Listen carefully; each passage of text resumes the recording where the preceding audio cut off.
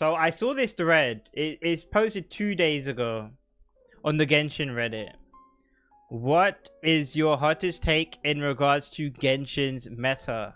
And I thought it'd be funny to read it. We can check this out. We can give our opinion. 1,000 comments. So this is Reddit. I'm assuming a lot of this is gonna be more casual orientated, but we could find some rage baiters. We could find some Theorycrafters here.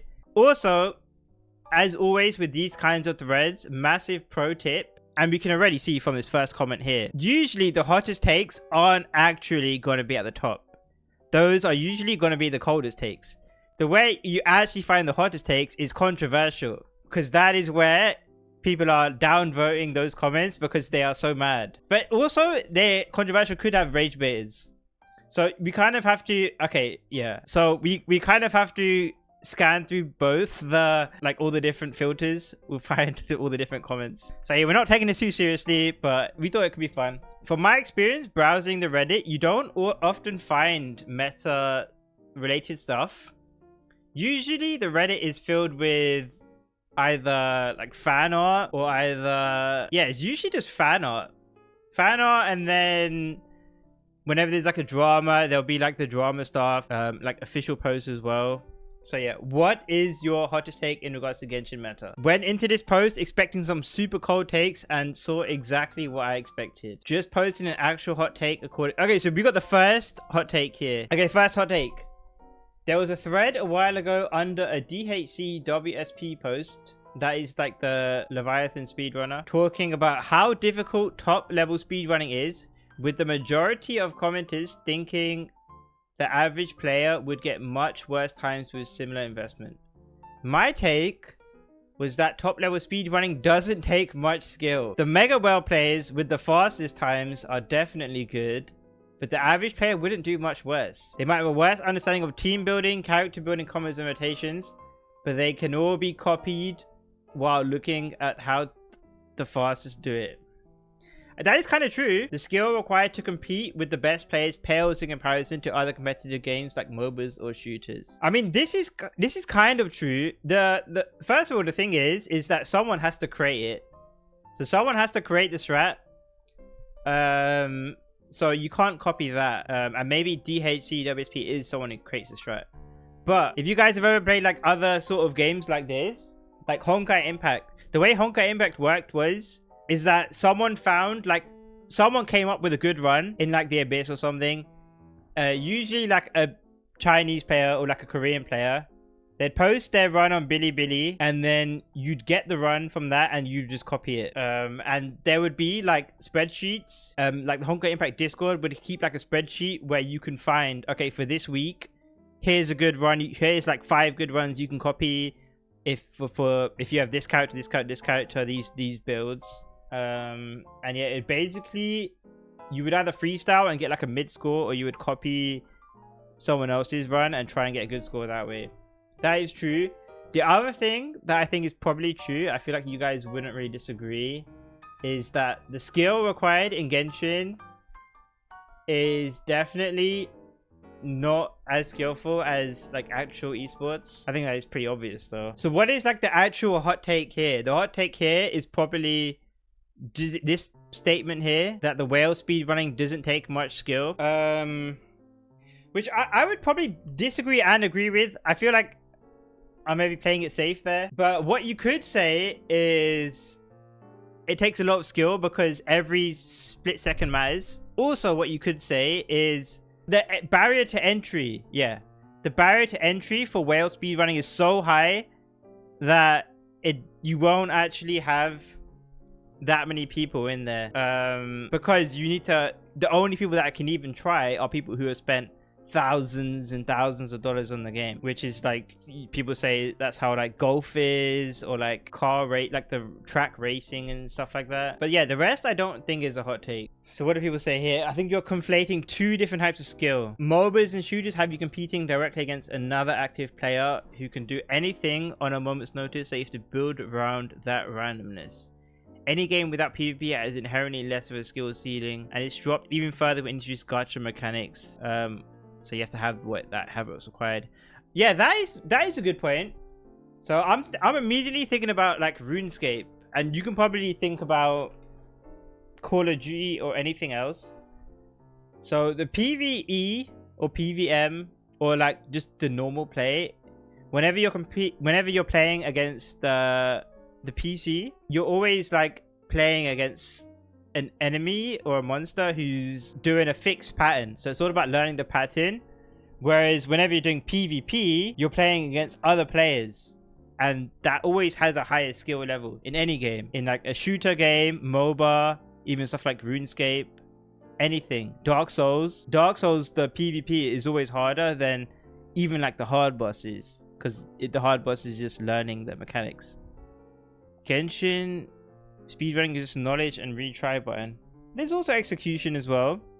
Genshin skill is 90% knowledge and 10% execution. Yeah, they are making an apples to orange comparison. Unless your hands don't work, I think execution is covered by the retries. Yeah, I guess so. I mean, what you could say is you could look at like normal speedrun games, like people that speedrun Ocarina of Time or any game, like any classic game that people speedrun. Like they don't do these first try. They've been retrying like thousands of times to get these speedruns. It's just like Genshin is like this on a smaller scale, I guess. And there's probably less of a skill gap. But fundamentally, every speedrun in any game is always retrying. So I'd probably disagree on that. You still have to learn the tech. It's just probably less skillful. Like retrying and then getting like a character's animation cancel or something is definitely going to be easier than learning like this skip or whatever he did there. Some crazy skip. Or like a Dark Souls run. Like learning a no-hit speed run.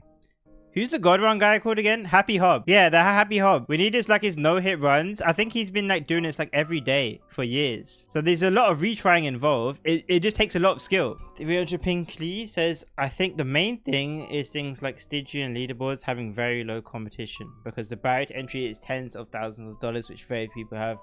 Yeah, I mean, yeah, that's what I said as well. I think the best way of summarizing it is, in any game, speedrunning, the more popular and the more competitive it is, the more skill it takes. Usually, because people push it to the limit. Whereas stuff that are less popular, for example, like whale stuff for a gacha game, because there's less people doing it, the skill ceiling's less. Is that a fair? That's a fair conclusion for it. So a comment like this is right in a way, but it's also like obvious in a way as well, because the barrier to entry is too high for it to be truly competitive. Depending on what character we're talking about, the average player wouldn't come close to what speedrunners do. Once you've seen someone do something and copy it, sure, it can be easy, but you can't take away that those skilled players figured out the best way to clear and trickle down. I mean, yeah, and this is also like with any game. With any game speedrunning, like coming up with a strat is harder than someone executing on that strat. But it just goes back to the fact that the barrier of entry might be higher in these games. In that aspect, raiding in MMOs is similar, as things are figured out by top players, then taught via guides on how best to clear it. The games obviously take skill, because the casual player is going to be way more casual than someone who knows what they're doing. I feel like a lot of these comments are talking about different things. Okay, we've got a disagree here. Heavily disagree. The evidence is in how few players are able to clear Dire Stygian Onslaught with C0R1 characters. We exist. Any other people in chat? He's talking about me. Maybe some of you guys. The best whale speedruns are with that level of skill and dedication, if not higher. The gap is absolutely massive. Yeah, I mean, this takes skill, but also like, again, barrier of entry.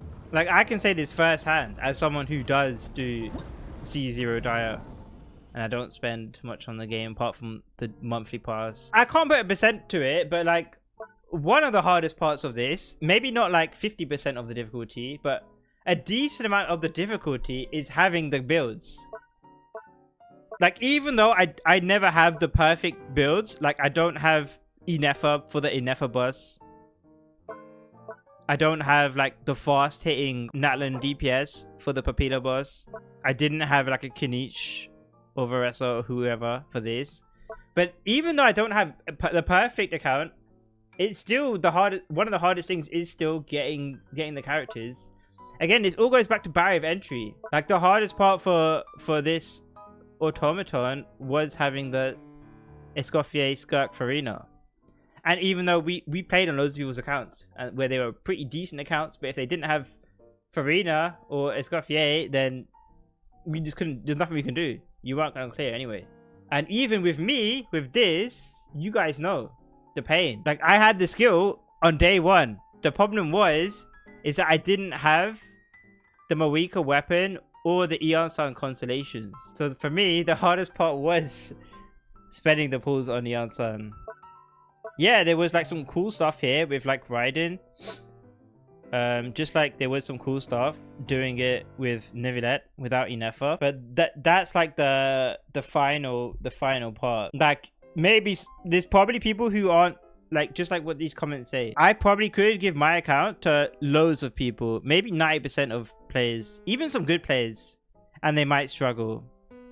But at the same time, if you removed some stuff here, I might still struggle, even removing one thing. So I can say from my perspective that it's a mix of both. And yeah, I could also say basically what Finn's Empire is saying. Like, I mean, I don't think Genshin takes that much skill. It takes skill for sure, but like, if I compare it to other games I play, the skill ceiling's higher.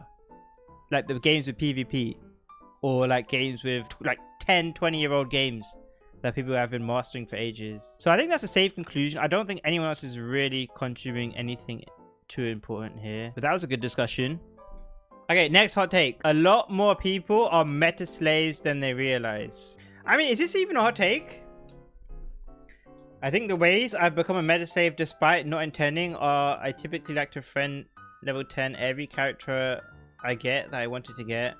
So I'm often always playing the newest characters in the overworld for an update. I'm so bored of running Abyss, I just try my best to speedrun it. So mixing that with how MiHoYo specifically tailors the Abyss for the current banner and meta, I often end up doing that. Yeah, this is not a meta slave. This is just someone who pulls every character, and so they're already playing the character in the overworld, and they're already trying to level them up, so they just keep playing them in the Abyss because it's simple. Yeah, that doesn't make you a meta slave. A meta slave is someone who purely bases all decisions within the game around meta. They are harsh on characters that are niche or not the top DPS level. They refuse to try new things if they consider them too weak, and they won't put it for a character they love if they can't see what value it brings, not to their account but to their top DPS. To be a meta slave is to overgeneralize the guard system and act far too analytical. Playing for meta is remembering that it's a game, not everything is strictly the best. Okay, they're a bit specific here. You know what? Like, this first part here, this is what I always say. And some of you guys understand, some of you guys don't. But this is why I always say that I am not a meta player. Not a humble brag, but yeah, I might be like pretty good at the game, and I might play like some good teams, but I don't pull on my account based on the strength. I literally always have videos and discussions about who I'm pulling at the beginning of the year, and I usually stick to this. And it's also why I often say this is probably, meta slave is probably harsh, but meta, someone's like a meta player. This is why I always tell you guys, like, I'm not a meta player, but someone like Zajef is a meta player. Maybe not the slave part, but the meta part. And the difference with that is he does base like his decisions and his pulling around the gameplay. I don't think he ever really considers like visual design or like the voice actor or looks or anything like that. Maybe he does sometimes, but in general, that is how I distinguish it. And then in his videos, he also often like compares characters to like, I think he used to call it like the Neuvillette level or something, or the hyper bloom level or something. I think he often uses that as like a baseline of whether the character's like worth pulling. Is it hyper bloom check? Is that what it is? But there's nothing wrong. There's nothing wrong with not being a meta player versus being a meta player. It's just a different, you have different priorities in how you play the game. But it's nothing to do with like how, if you're good or if you're bad. Is like the mentality. That's how I see it. So I see someone like myself who pulls based on looks and design and vibes, is that makes me not a meta player. What I do play is even though I pull my favorites, I do try and play their like good teams. Like I'm not really a fan of playing bad teams intentionally, so I do often play, like if I'm playing Raiden, I will like play like a good Raiden team. So even if it's not like resin efficient, I also farm the best in slot sets. So like that on Skirk. I also found multiple Flower of Paradise lost sets on my different Hydro characters. Like Kokomi, Nilu. Yeah, I basically have the signature set for every single character and I try and get good sets for them.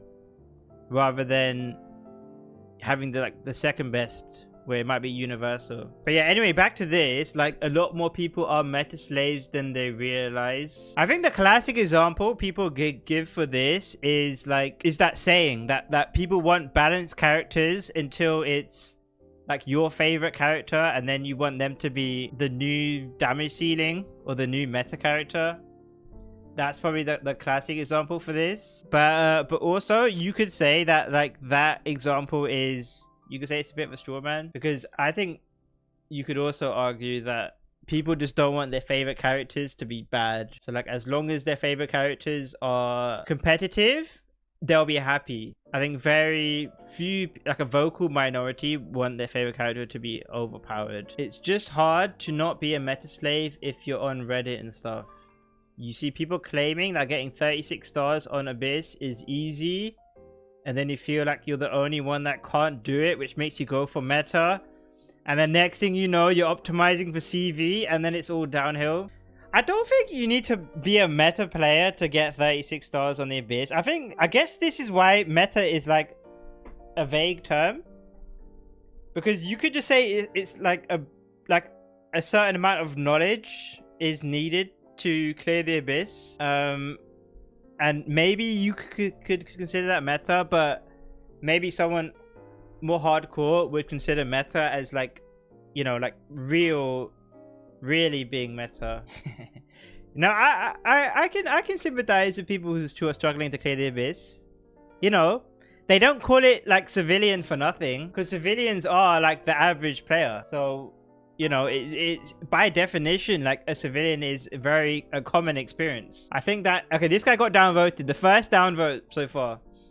I think that anyone that farms artifacts or cares about substats is destined to be a meta slave, because you are already in the optimizing mindset. Yeah, I don't think this is true at all. I mean, maybe what this all is that there's different definitions of meta slave or meta player. But I would say like knowing how to build your characters isn't like a meta thing. It's just knowing how to build your characters. My hot take, oh right, okay. My hot take is that artifact farming is a trap. Okay. I mean, maybe this is just a scuffed comment. Gear your characters on an overworld level, not the endgame level. That way, just going around the map and fighting things is challenging and fun, instead of having to dance to the changing whims of the boring endgame modes that are there to bait you. Okay, now this is an interesting comment. You might say this is bad, but this is like, it's creating your own difficulty. I see what he's trying to cook. It's like Pokemon. Like, Pokemon games are super easy. That's why, and there is no difficulty mode. So you have to create your own challenges. That's why people do like Nuzlocke runs. Or like RPGs where they do low level runs. Stuff like that. Low spec runs. So what he's saying is if you undergear your characters, then the overworld is more fun. Because your characters are... You're basically increasing the difficulty of the overworld. But this is not a hot take though. This is just something else. Yeah, it's like the Dark Souls builds. Like a lot of people say, it's very controversial in Elden Ring. A lot of people say you're creating the difficulty. So if you're someone in Elden Ring who doesn't summon and doesn't do those cheese, it doesn't mean that the person summoning is cheesing. It just means that you're making the game harder by not summoning. That is like the big debate with all these like streamers and YouTubers playing Dark Souls or like Elden Ring, it's like the reverse. It's thinking rather than this is how you play normally and then these people are cheesing, instead it's reverse, and it's like these people are using what the game is giving them, and then if you're not doing that, you're kind of playing self-imposed restricted. Mechanics are cheesing. Yeah, I mean, that's a genuine debate.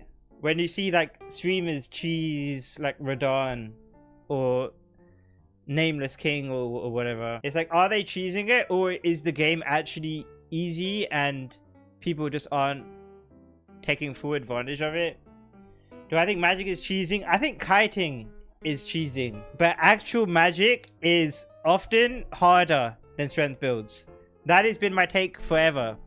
Strength builds in Souls games and Elden Ring is the easiest way of playing. When people think of magic builds, they think of like kiting enemies and just firing spells from afar, which can be magic, but also magic can be like hitting people with Carrion Slicer with your melee spells. And the magic builds have less healing, they have less stats, they have less ring slots, whatever, whereas the strength builds have all of those.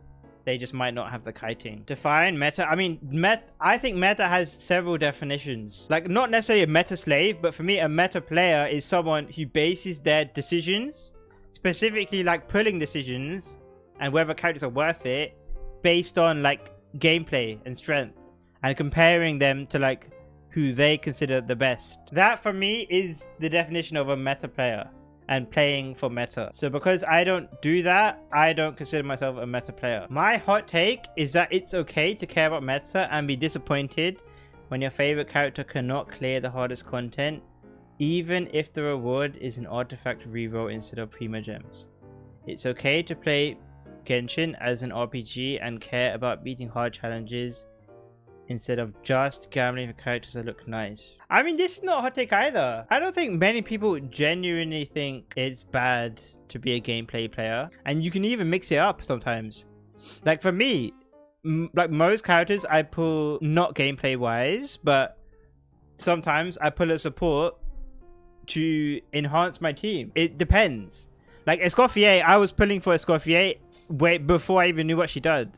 Same thing with Skirk, but then they happen to work well together. But someone like Shilonen, I didn't really like Shilonen, but I got her because she was going to be a good support for the characters who I did like. So it's really a case-by-case basis. Barbara is extremely good early to mid-game. Is that a hot take? I mean, Barbara will be very good with Needed Bloom, but she also is like a healer for new players. That's wrong. Muratov says that's wrong. Barbara's extremely... I mean, she's a healer for the overworld, which is what you want in the overworld. I mean, I'm assuming this comment is talking about the overworld. So how many healers are you guaranteed? You're not guaranteed many healers. And yeah, her healing is skill based rather than burst based, which is nice. I mean, the way I'm taking this comment is some characters are good when you're new to the game, and some characters that are good for late game might be bad when you're new, and people don't always think about it. Like a classic example is like the national characters. Like Xiangling, if you're a new player, even if you have C4 Xiangling, you have no artifacts, and you probably don't have like energy weapons either.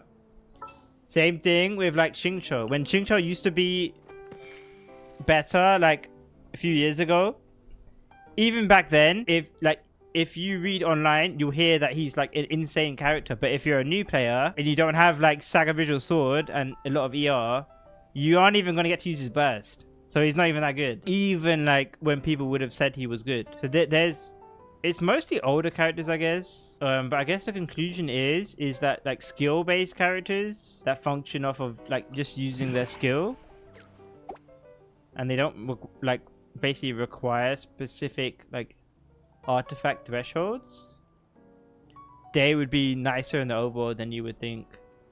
Like a bow character like Ganyu. The coldest take, okay, this is not even a hot take, is that the meta doesn't matter. My hot take is completely ignoring the meta for your favorite characters is going to make you hate them. Oh, he means like not even building your characters or not even playing them in a team. No character is fun to play in the long term if you do zero optimization or don't play to their strength. My lukewarm take is that the majority of TCers aren't particularly good at it and are a net negative. Okay, this is an edgy guy, and you can tell he's edgy because they're like talking about the coldest take, which is to say, if all they show you is a spreadsheet of calcs and then rant about which characters are trash, walk away. I feel like this guy is like trying to call out specific people. You agree when 1010 was a TC? I mean, 1010 used to like rage bait people. He also had some good stuff, but also like, I mean, some people wouldn't even say 1010 was a TC. He was more of like a TC aggregator, I guess. So I mean, it depends what you mean by TCs. Yeah, people used to call him a yoink crafter, which is a valid thing. Like you can hate on it, but like as a theory crafter, I'm saying it can be a valid thing, because there is real estate for like YouTubers to convert theory crafting into YouTube videos, even if they don't do the calculations or the testing themselves. Finally, a hot take. I agree. One of my faves is trash, so I gave up. Not even C6 can save him. Albedo is one of my faves, but not the one I'm talking about, because I'll still use him with Hu Tao, even though it's not her best team anymore. I mean, Wanderer C6 can't save him. I've never liked his kit, but at least he used to kind of work. I don't hate him, but using him makes me feel salty to the point where even though his exploration is nice, I don't bother. It doesn't help that his meta team doesn't do too much to make him feel better. I mean, what does this guy mean by the meta team? Like, Varizan does make Shao and Wanderer feel better, because Varizan's designed to like give those anime characters quality of life. A shield, yeah, maybe they mean a shielder, because most of the good Wanderer teams don't have a shielder, because you lose too much damage with playing shielders or interrupt resistance. I remember but Wanderer cons are quite good, are they? I remember for a good while, C6 Wanderer was the top pick in speedrunning. Okay, honestly, I have a bone to pick with stuff like this, because you often see it online. People also say a lot that, oh yeah, C6 Tainari was insane in speedrunning. What else did people used to say? Like, Linny was insane. Basically, that the way like a lot of C6 speedrunning works is it's almost always a newer character. That's just how it is. It's a mix of like the newest characters' constellations being stronger than the last, and also the shield. So like they get the biggest boost from the content released at the time. But people usually just remember that, like, oh, C6 Tainari is insane, C6 Wonder is insane. But really, it's just like a few patches. That's it. Yeah, C6 Yalan is probably one of the characters that lasted longer than, for like, they last multiple patches. I had 2 contributions to official TCing. Okay, the hot take is that there is official TCing. But in all seriousness, okay, let's keep reading. Pre-release of Kinich and Garming. If you followed leaks and TC and saw a Kinich weapon comparison on Kinich Discord a week or 2 before release, I calculated that. Okay, that's cool. So this guy, I think this guy's just gonna give his experience. So it's cool. At least there's like people giving that experience. I had been doing my own calc since Tainari's release. I only contributed publicly because I didn't see any official TC happening in those particular cases. This is cool, honestly. I'm not gonna hate, because I know a lot of people who they're nervous to share their results online, which is probably why he calls it official TCing. He means like public TCing. So I see what he's saying, because a lot of people that they don't want their calcs to be wrong, or they don't want to like put themselves open to being scrutinized or being wrong. With this much experience and knowledge of TC, I can tell you this: the calculations for Kinich and Garming took me 20 minutes. Then it was just 3 to 6 hours of finding mistakes, correcting it, following up with peers, making changes, finding more mistakes, and so on and so forth. Damn. I feel like that, okay, maybe the ratio is a bit off. I'd probably spend a bit less time finding mistakes, a bit more time calculating. Who's random relative? Jello Impact. Jello Impact doesn't do calcs, so it's not Jello Impact, he's like an aggregator, I guess, like we were talking about before. He talks to Theorycrafters to get the results, but he doesn't do his calcs. The ratio is correct is because I don't use a template. Yeah, maybe it'd be faster if you, maybe doing the calcs is faster if you use templates. That's true. But then, if you use templates, you should be making less mistakes. So it's still not true regardless. Whatever, it's personal experience. Anyway, it's irrelevant because this guy just started TCing, so it's gonna be like, there's gonna be a lot of learning involved. So this is his experience. Maybe it's not my experience, but this is his experience, which is cool. At least someone's giving their experience about TCing. I really liked the video you did with Arlecchino Viewer. I know there was pushback. I appreciate hearing someone that does a deep dive into their character than those that move on off 6 beats. Yeah, I like that as well, because it can be intimidating for people to put their theory crafting out. Because you see people get roasted all the time. How many like people like on Reddit or Discord or YouTube comments or something will like critique someone's calcs, but then they don't even know what the damage formula is, you know? They just know it's wrong. So it can be intimidating for you to like put your theory crafting out there. So yeah, I respect it. So we did that in this video here, and I am happy to give someone the confidence to talk about their theory crafting and their findings. I think that was a cool video. Okay, after the weapon comparison chart was published, I was still finding mistakes in my calcs. They didn't alter the results at all to mark my words as totally incorrect, which is probably true, like the minor differences, but their existence made my conscience make me stop doing TC publicly altogether. Well, that's a shame. I mean, I can say from my experience, usually the mistake, when you do make mistakes, and when I make mistakes, it's very minor. It's never usually a massive thing. So it is a bit of a shame that this person, Bullseye, because they kept finding small mistakes, they just stopped TCing. Because it rarely ever is going to be massive. Only ever believe in TC if multiple sources say the same thing. Oh, I never believe one opinion of a TC. Their bias comes from having to defend their work and not looking at the numbers. I mean, this is both true and untrue, I guess. Because sometimes it could be that just a lot of TCs are just wrong. Like the, I don't know, like recently, like the Nilu healing thing. So it could be true, but also untrue. Like, it's good to have a lot of people get the same result.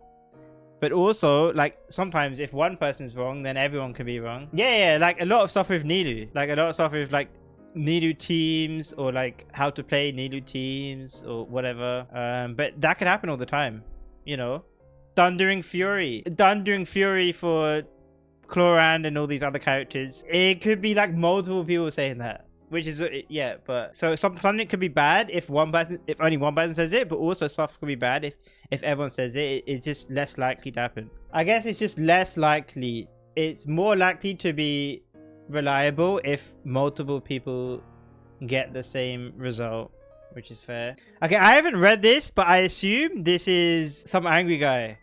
TCers are so incredibly annoying by their constant shitting on characters who aren't hitting 50 million in a 10-second rotation. Not only are they themselves annoying, but their fans shut off their brain and go, YouTuber said character bad, spreadsheet number low. And in 99% of the cases I have witnessed, it turns out the calcs were wrong and the character is much stronger. Okay, so I mean, obviously this guy is trying to cook specific theory crafters, but we can find some positives in what they're saying. The most positive thing they are saying is that sometimes people do like a hive mind, and because someone comes to one conclusion, people just follow that conclusion even if later on it might be wrong. But yeah, they do sound a bit angry. It is what it is. But I mean, there's like, it's not even like, you can find a million examples of this. It probably happens all the time. On paper, it's nice to have those numbers for stuff like seeing if something could be bad but end up not being bad, like how level 100 supposed doesn't really add much.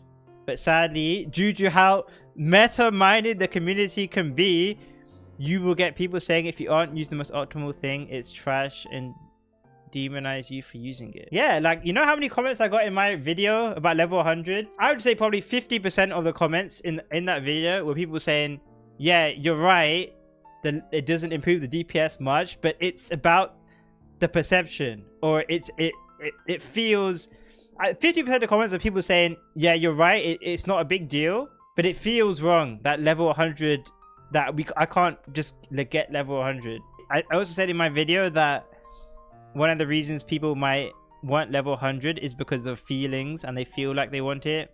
So I even said it, but people still said that as a response. Bingo, you got it. There is a second problem with TCers too, which is calculations on a spreadsheet don't always translate exactly to the real world.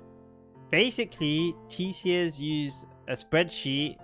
TCers using a spreadsheet are telling you the fastest way from point A to B is a straight line, but if that straight line goes through a lake and you're driving a car, your results may vary. I mean, that's good, I guess. This isn't an issue with TCers, this is an issue with theory crafting calcs. Why do these people think every TC is a spreadsheet nerd? That's just how it is. When most people think of TC, they usually think of like crunching numbers. Whereas me personally, I would say that like you can TC in-game as well, like learning mechanics and stuff like that. But number crunching for me is like only one part of TCing. But that's just what people think of. I think people underplay R1s, so you mean signature weapons, due to YouTubers understanding what they do. 30% for a character is very huge. I mean, it's like what we talked earlier about cost. Like Molani, this team here uses 2 jobbers, or 2 jobbers like this, 2 5-stars. So how do you get to be a full cost team? You can dump 2 pools here, C1 and C2. But usually you'll only see people talking about the calculations for this at a base. But people will be comparing this team like this, 2 cost, versus this, which is a full 5-star team. So how do you get this team to be a full cost team? It's already a full cost team. But people will say, oh, this team has X amount of DPS, which is higher than this, except this is cheaper. And also, except these days in Station On-Store, you fight different bosses. So it doesn't even matter to compare characters. So it's irrelevant comparing the characters. How will speedrunners count costs when players can get 5-star content for free? I mean, I think in Star Rail, like I think they count, like if it's a standard 5-star, they do the 10+1. Or if it's caster versus passive, they do 24+ butterfly. But like for Runmade, do they always count Runmade's E1 as a cost? I don't know. I mean, at the end of the day, it's not scientific, so it doesn't really matter how they do things, just as long as they are like noting the butterfly. Yeah, I think level 100 will just be like 1+ like level 100 or something like this. So level 100 will be like the butterfly. Damn, there's a lot of TCer talk here.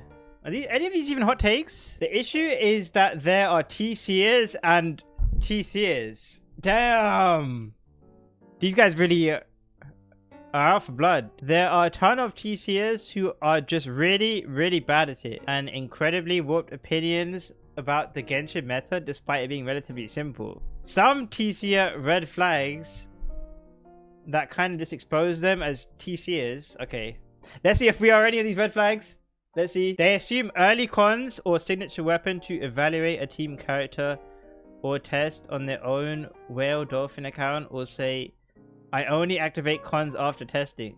Okay, I don't do that. C0 R0 should be the standard that defines meta. Okay, I think this guy's just on a run. It's not a big deal. Just let this guy cook. Don't take it personal. Early cons and signatures should be considered and mentioned, but never used as the standard. Saying Emblem Raiden is crap nowadays is 100% correct. She is crap. C2 R1 is not her baseline performance. Oh shit. I mean, is it like the baseline pool though? That is the question. Is it like what people would have? They assume everyone has even the newest 4 stars at C6 instantly. I think this guy is just cooking. I don't know if anyone would actually do all of this stuff. They look at characters in a vacuum without considering team building opportunity cost. For example, saying Neuvillette has lost value because Skirk steals his supports is correct. It doesn't mean Neuvillette is bad, as not everyone has Skirk or wants to use her, but it's still a relevant fact. They ignore weaker characters and don't really talk about them even when they have reruns. That's definitely not me. I only play bad characters. They assume everyone has R5 BP weapons. They assume everyone has 50 CV artifacts in every slot. Yeah, this guy's just cooking, that's fine. I think I've only got 1 50 CV artifact on my account. Period. I don't know how much you guys have. They consider only the absolute best team variation and not the side grades. you can use due to not having the optimal team available. For example, not considering cryonis other than Seed Lally for Marika teams. Not everyone has Seed Lally, but Marika is worth playing in Melt without her. Lastly, TCers who don't actually do their own calcs or don't have their own formulas are just field crafters. End of story. I wouldn't say field crafters, but I would agree that, well, it's like yoink crafter, or it's the like aggregator or whatever. But I think that's just a definition thing. I would agree that, like, if you don't do calcs, if you don't understand those things, you're not a TC. I probably would agree with that. TCing isn't just doing calcs, because I think you can, like I said before, I think you can TC by playing the game and testing that way. Testing mechanics, stuff like that. That is still theory crafting. But I do think you have to have experience knowing like the mechanics, knowing like the maths around the game to be a DC. It's just, I don't think that's the only part of being TC. I think that's fair. Does anyone disagree with that? Does anyone disagree with that? Practical circle. I mean, my point is, I think you do have to have a baseline mathematical knowledge to be a TC. It doesn't have to, it's not the only TC, but I think you do need to know that. Like, I don't think you can be a TC and not know, like, and not have done a calc before, or not know like what the damage formulas are. It's like, yeah, it's like being any sort of like teacher. I think like being a teacher, you have to pass an exam. You might not like use the exam knowledge in how you teach things, but you do have to have passed the exam. Do I know the damage formulas by heart? No, not really. Like stuff like some of the reaction formulas, I just have to just copy paste it, or like take it from the wiki each time I use it, because you won't know that stuff. But like the basic stuff, yeah, you'd memorize over time. Where do I get my streamer degree? I don't have the streamer degree. We are free to play. We learn our streaming from the University of Life, and by that I mean it's scuffed. And we get roasted, and then we improve over time.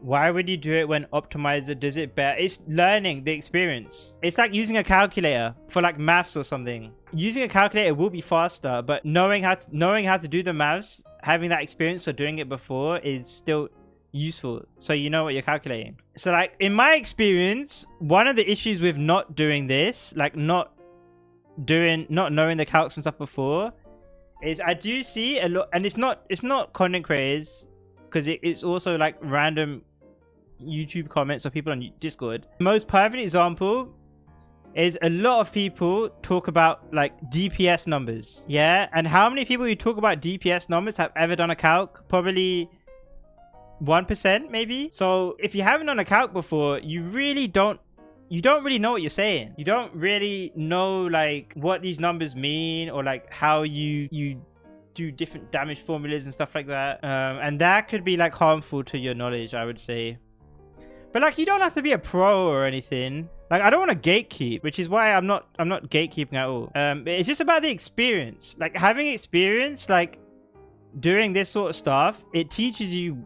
If you just do like one calc, just do one calc, learn about calcs that way, you learn like so much in that, and you don't have to do it again if you don't want to, but you learn stuff that you would never learn if you never did it at all. Because everyone can say, oh, res is halved. Everyone knows that res is halved when you go negative, but do you really know how it impacts the damage formula? Just try it out on a calc, see what it does, and then you'll learn a lot. You learn like how much damage like a Bennett buff could add, or like scroll set or anything. It's just getting that experience.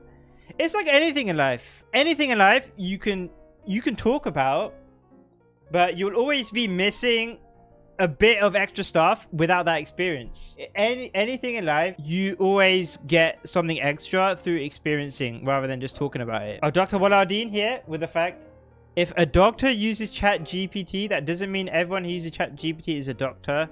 They won't understand it on a deeper level. And Dr. Walardeen is actually a real doctor.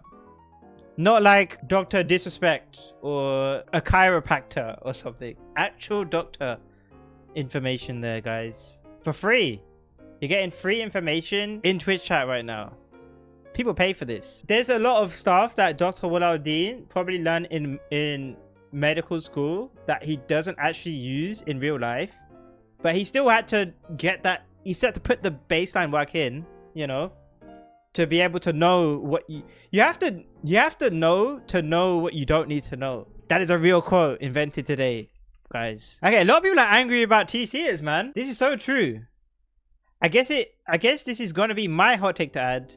But if TC entire content is just ranting on how every character is useless and revolves around what they cannot do instead of what they can do or could add to the team, then honestly, you are not a good TC and you are in no position to have that platform. When people with 4 stars can clear content, coming here to announce 90% of characters are completely unviable and unworthy always sounded over dramatic and not even reasonable to me, and honestly promotes skill issues. The whole extreme meta school essentially teaches players nothing. The entire point of TC should be to help players understand game mechanics so they become competent on their own, building their teams, even if they don't have a particular character, not to be pushed to using only 3 characters in the game. Yeah, there's a lot of what's it called? There's a lot of venting here. Why does the new character deal so much damage?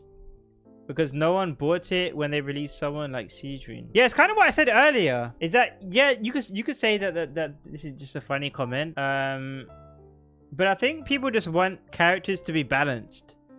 No one wants not many people want characters to be overpowered. They just don't want their characters to be considered terrible, I would say. But that's like the whole thing. Like, to be fair, like if you got Seedrine C2, then she will be a lot stronger than someone who gets her at C0. So like a lot of characters, even if they aren't considered amazing at the baseline, a lot of the mains would look at some vertical investment, and then like some characters can even like catch up, because not all characters' constellations are built equally.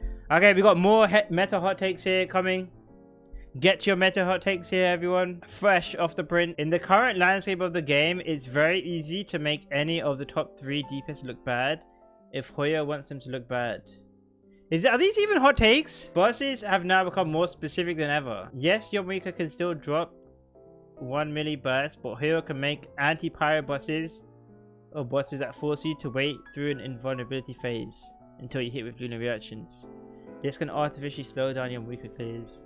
Every now and again, you do hear people say, oh yeah, this character can never be power crept. You do get that a lot. Marika, her damage ceiling is too strong.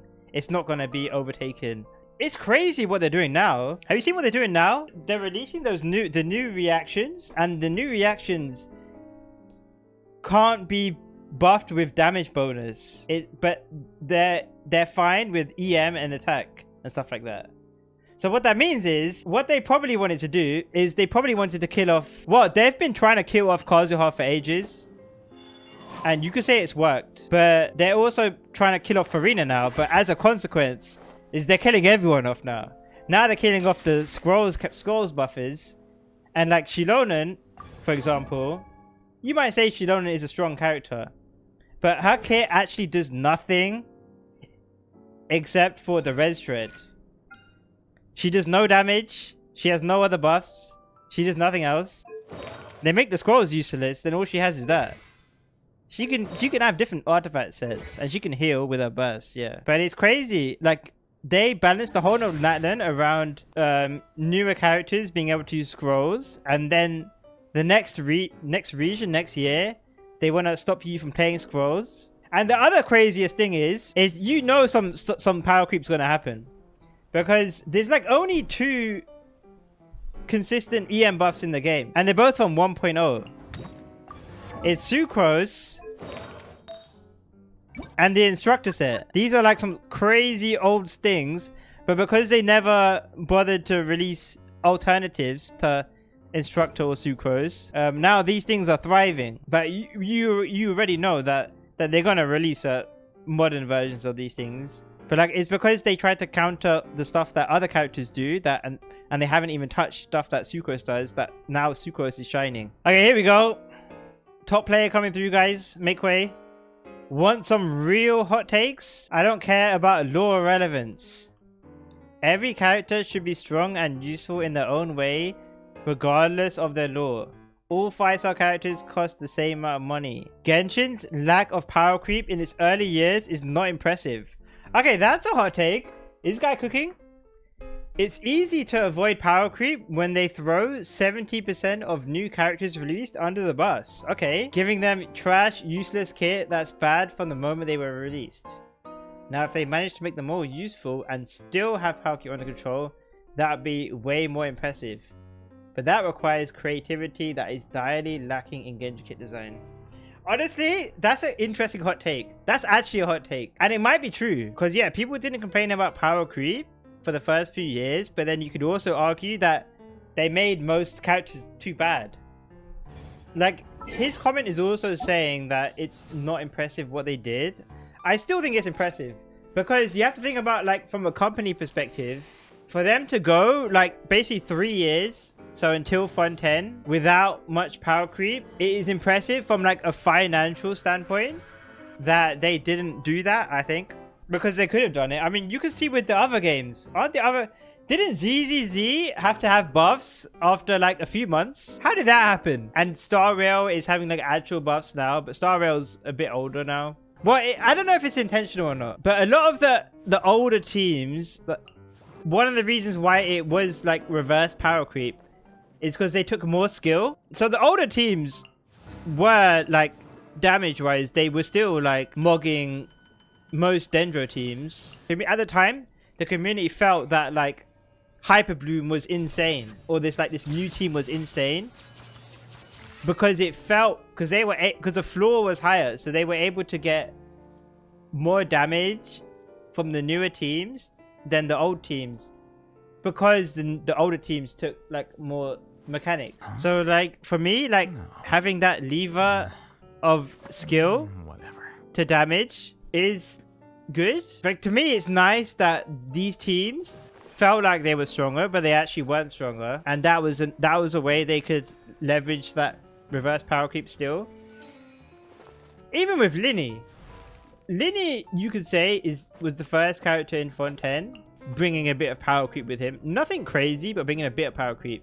But it doesn't matter how strong he was, because most people aren't good enough to play Linny. So that was still quite good. It was only with Neuvillette. But even Neuvillette has like skill with him as well. Like most people you see online, they don't even know how to do like the charge attack cancels or anything. He was like the start of like characters who are like easier and like as strong. Like you can get similar clear times to your international team with like way less skill. I see what they're trying to say, and I agree like slightly, but I still think it's impressive. Yeah, I don't really know how to. I was talking mostly about Sumeru. I wasn't talking about Inazuma, but I don't really know how to describe Inazuma. Inazuma wasn't power creep either, and it was, sometimes it was reverse power creep, but it wasn't because they had a lower floor. I mean, you could say Raiden National had a pretty high floor, but Raiden can also have a high ceiling as well. Inazuma had to have good balance, because you can't pigeonhole it at all. You can't say what the balancing process for Inazuma was. There is no like clear definition for it. So it has to be good balance. Yeah, no, Kazuha was insane, but the thing with Kazuha is that he was like the best in slot for almost everyone. So you could say he power crept in terms of supports, but he did it in a way that you play him with the old characters and you play him with the new characters. So like overall game balance wise, it was good. I don't know. The more that I think about it, the more that the game balance was amazing. I honestly think the game balance was amazing. And then it starts getting a bit sus in fontaine. And then it was definitely sus in natlan. But the fact that you could get to like 3 years of the game and still like most of the strongest characters and strongest teams were like in the first year, I would say that's quite impressive. Yeah, I would like to see more AoE content. Genshin pure fiction. I mean, like Weewa would be sick in Genshin. We need a Weewa. Is this a hot take? fontaine started this power creep BS. Is this a hot? I feel like with fontaine, so there was power creep, but it wasn't significant. So I think when it is more significant, like natlan, then it feels worse. So I feel like that is obvious, isn't it? Fontaine power creep. I mean, do people say that power creep didn't start in fontaine? Is that the debate? Yeah, for me, I think the biggest thing with fontaine was how good the investment was. So that's where a lot of the power comes from. Because as we've figured out, like a lot of these first few years of the game, their C1s and weapons aren't that good. And also the other thing with Fontaine is that there wasn't as much restrictions. Yeah, they had that Wisa and Numa stuff, but it was very minor. So it rarely ever like stopped you from playing what if you didn't want to play a Fontaine team. But if you compare that to a nightsoul thing, and then there's like dozens of enemies that are designed to where you're just scuffed if you aren't doing nightsoul stuff. Hyperbloom and then much more so Neuvillette made difficult content too accessible for noobs, meaning to make things more difficult, HP had to increase. To make characters worth pulling, characters had to damage to accommodate for that increase, which is how we got natlan characters. Maybe. I mean, before Hyperbloom, there was Rider National. But what was the accessible team before Rider National? This has a lot of comments, a lot of downvotes. Okay, this is a hot take because this is the first comment that actually has a lot of like, you know, a lot of people salty. Oh, give me a break. If we're really going to talk about where it started with Sumeru and Hyperbloom teams. Prior to that, it wasn't anything insane. Fontaine had to equalize the other elements and characters to make anything non-Hyperbloom feel relevant. See, this is what I'm talking about. This is good. A lot of the Dendro stuff, people felt like it was better, even though it wasn't actually better. So it's good balance. It didn't equalize everything, but it caught them up well enough and in some cases surpassed it. Sumeru raised the ceiling. Fontaine caught up and slightly surpassed it. natlan raised it again. Looks like Nod Quiet will do the same. Is that a hot take? No. Is that or a bad take? No, this is like a casual take, which is fine. Like I went into this hoping to see a lot of casual civilian takes, and this is one, and it's good. It's good that people thought that Dendro teams were power creep, because that was balanced. It's like the placebo. Kind of. What? This guy's getting downvoted? Kind of funny when Neuvillette's team never had the highest DPS ever. He's not even wrong. Not the absolute highest, but still rivaling top DPS of the time. How do you design a character after Neuvillette that can compete with him, having enough AoE to deal his full damage and reach every corner of the spider abyss by spinning? Rivaling is a big stretch. This guy's still getting downvoted. When before Farina came out, his quality of life team are all 20% below the best team. The same gap between Molani and Moika when Moika came out. But his rivaling top team is Xiangling Vape, which no one even used. True, I guess. Then when Chevreuse was released, Arlecchino Linny is again better than his best team. The reality was that without Stygian Onslaught, no one even tried to play the game optimally. So everyone was so bad at controlling their team, which makes having a brain dead charge attack Neuvillette even at 80% of the actual team can feel strong. I mean, this guy's kind of cooking though. This is kind of true. Like, that's basically how PvP games work. Like, the only reason why a lot of gacha PvP games have a lot of power creep is because you're playing against other players. So in Genshin, when there wasn't hard content, you wouldn't be able to tell what the strongest teams were. But then when there actually is hard content, then you're kind of forced to you know, play your best teams. But I mean, him saying these breakpoint numbers, I think is kind of irrelevant though. Yeah, exactly what Sora's saying. I always say that as well. Even in shooters, like in shooters, what are the strongest guns in Counter-Strike? It's like the Orb, the Desert Eagle, the AK, but those weapons are stronger for pros compared to noobs. Noobs are probably running around with, you know, Mac 10s or MP7s or P90s or stuff like that. So what's the meta? Is the Deagle meta because it's good for pros, or is the Mac 10 meta because it's good for noobs?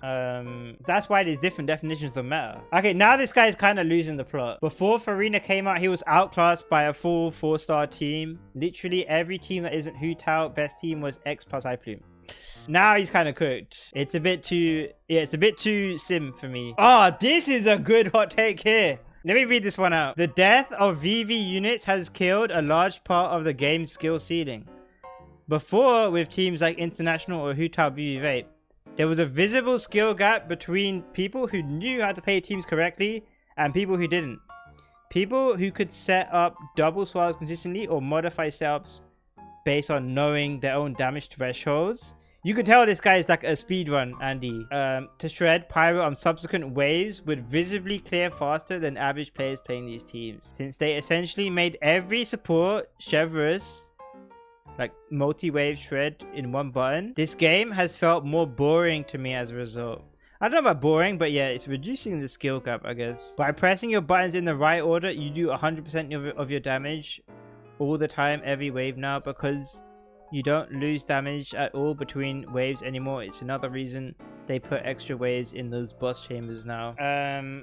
Yeah, I would agree mostly with like the first part. Like when Kazuha was the peak character was when, you know, the big difference in skill. And yeah, making like there more options than Kazuha did make the game a lot easier. And also then they removed AoE as well. I think in general AoE takes more skill than single target. That's why I'd like to see a Weewa. We need a Weewa in Genshin. Natlan levels of power creep was a mistake. Oh my god. Insane hot take. I don't know if this is a hot take, but only lore relevant characters should be the top DPS and supports. I like Varessa, but it doesn't make sense for her to be strong. Same with Escoffier, who's just a random chef. But it's just a take, isn't it? Like, it is a hot take, but it's just a take. You can't really argue. Some of these takes you can't really argue, because it's just someone's like opinion, and you could say it's just like a scuffed opinion, but it's not really like a debate. You can't really have a debate with them. A hot take is something that would normally be disagreed with. A lot of these comments are super cold AF. See, everyone has to be the main character. Everyone's like, move aside, guys, move aside. I've got the actual hot take here. Okay, let's see what this guy has. Here's a hot take. EX example: nightsoul being pushed as a mechanic was healthy and a good thing for the game, and locking the mechanic behind natlan characters and enemies was more than justified by the devs. See, the thing is, yeah, I think this is like, if you explain what you mean by this, then it's fine. If you just say this, I think it's just like, yeah, I guess it's like rage bait. Because he's not really... Like, if you got a hot take, you can't just say something. You have to explain. Otherwise, it's not really a take. Like how... Can you... He needs to explain how it's healthy. And how it's a good thing. Okay, yeah, this guy good. It doesn't really count if you don't believe what you said and just posted it for the sake of it. Oh! So he was rage baiting. The point of my comment is that the majority of commenters are not posting hot takes. I'm just giving an example. Essentially, if you don't have a hot take, don't comment calling it a hot take. My example is pointing it out. So it doesn't actually mean anything. Okay then, get ready. Okay, this guy's coming on with the essays. Oh, someone says, I sort by controversial and still get the coldest takes. Is there any hot takes here? Okay, let's read this guy's anyway. Natlan ruined the meta, and all of these issues of power creep are mainly because of how Moika was designed. I think the meta would have been in a better spot if Moika was better as a support and worse than a carry. I would agree with that, I think. But she is a pyro arc and makes sense lore-wise. Okay. Older characters should get buffs right now. That is like the coldest take ever. I don't know if that's a hot take. But still, if someone is against it, you are probably like the most miserable person there is in the world. Yeah, he really said get ready for these takes. The primo gem economy should also be increased as well. Okay. Get ready for hot takes, more F2P primos. So now we're talking about controversial. Let's get some actual hot takes here. Oh yeah, I remember this. Moika is overrated. He just wanted downvotes. What is going on in this thread? They're just farming downvotes. Oh, okay. Here's a hot take. Farina really isn't all that. Outside of Shao and Garnu, because every other half-decent applicator only works with normal attacks for some reason, I genuinely have no use for her on my account. I pulled her on release and used her maybe twice before benching her and using her as a placeholder for future units. Which characters do you have? Genuinely asking, because I have literally the opposite problem. I can't build teams without her. Okay, at least we got some spice here. Some Nando's medium spice. She is an insanely strong character and she genuinely needs... In so many teams, you sometimes have to choose which one gets her. You just happen not to have the best DPS in the game. Most of which she works really well with. I mean, let's be honest, this is just not true, isn't it? She works for every single one of those. You might have better teams for them, but she's a good option for all of them. Okay. Natlan power creep meta is really bad. Oh god, this thread, man. A lot of complaints about power creep. Oh, okay, this guy's got if this guy got 6 upvotes, he must have a ton of downvotes to be controversial. So this might be good. A lot of complaints about power creep are mostly the results of people being bad at the game, whether it's refusing to read boss mechanics or having the worst rotations team setups imaginable. Stygian Onslaught is the biggest proof of that.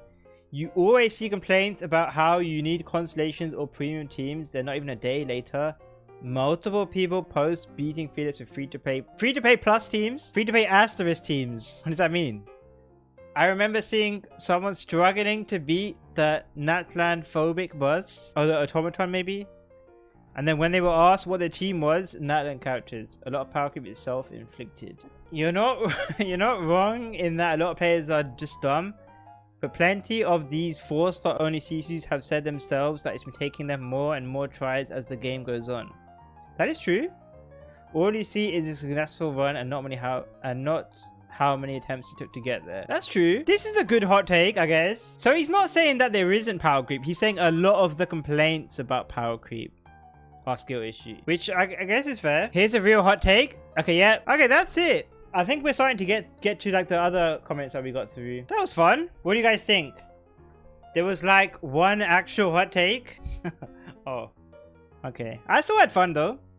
Okay then, I see what you guys are saying. So should we end this with like me giving my own hot take, like a genuine hot take, if I can actually think of one? I don't know if I have a hot take. Oh yeah, you know what my hot take is? Level 100 doesn't matter. There we go. There we go. What was the like dislike? See, this was a real hot take, because let me tell you what the like to dislike ratio was for that. 74.5%.